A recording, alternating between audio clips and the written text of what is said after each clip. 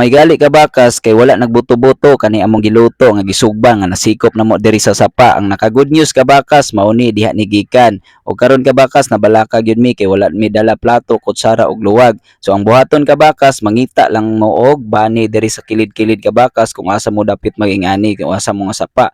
Manguha lang gud mo bani and then hinluan yo ka bakas ayaw ni. Ang inyong buhaton katong pinaka ilalom diha sa bani ka bakas diha. Og pagkahuman na nakabakas imo ring limpyuhan or itupong lang po ninyo at least makita ninyo kan healthy o lami po ninyong pagkaon. Pagkahuman ka bakas kung wala mo'y luwag aw manguha lang mo lubi sa mga iyong silingan, panaka lang mo diha ingani inyong buhaton. Ang iyong pagbuhat ka bakas ingani adlipan niyo isa ka adlip ang pagkahuman ka bakas pormahon lang ninyo og luwag para makita ninyo unsay resulta. Mao ni result ka bakas nga limpyo na kayo og lami na kay paminawon sa inyong kabakas. Pagkahuman na nakabakas aw diri na atong sulayan og kandos. Pag kandos nimo diha ka bakas aw makita nimo kung unsa na gid kapaspas ang ato ang tigkandos kay medyo gigutom naman siya ani nga time. Kaya ang buhaton nato ni kabakas walay lain ato na putong kuhaon kay nasabay man gyud pagkaluto ang atong gisugba nga tamban diri gikan sa sapa ug mauna ni karon ato nang gikandos. Pag kandos nato na medyo alanganin man kay iyang paggabahin kabakas ni suggest nga ipatunga siguro kay para pagbamba mo niya makasabay og mabahin-bahin gyud nato ni.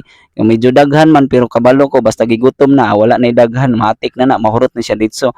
Samantalang diha kabakas siya nagsikamulo paghinlo kami kamulo nagkaon kabakas automatic na.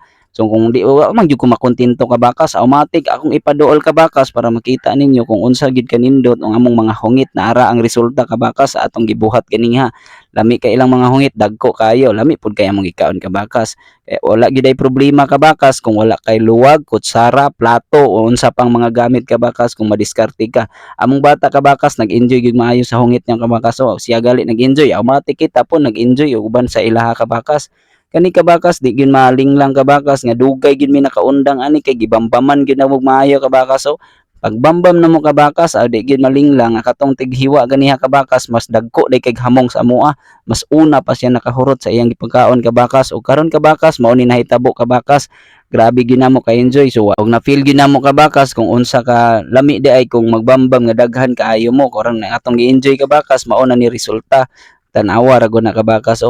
O karon gilingkuran o giplastaran na sa tong kauban ni Ate Princess o diya na karon naglisod na ta kung unsaon nato ni pagbambam kay ang atong anak kabakas gusto man puno sabak kay gusto pud lagi magpahungit og diha medyo naalanganin atong hungit kabakas medyo gamay na siya ang hitabo kabakas ang ato na lang ning i-enjoy. So karon pag enjoy nato kabakas mas ganado man day kabakas ni kamulo ka naghungit apil lang imong anak imong giungitan kay lisod pud kay maningkamot ta nga kita lang pero ang atong anak gigutom naman di ay kabalo biya gid ang mga kabakas pagbata ang mga ayo di pud ta kabalo nga gigutom day sila kay di man na sila kabalo may istorya kay gamay pag ni kaayo among pingping ug sa dihang time kabakas grabe na mo kalingaw og ikaw gigutom ka kaon na diha.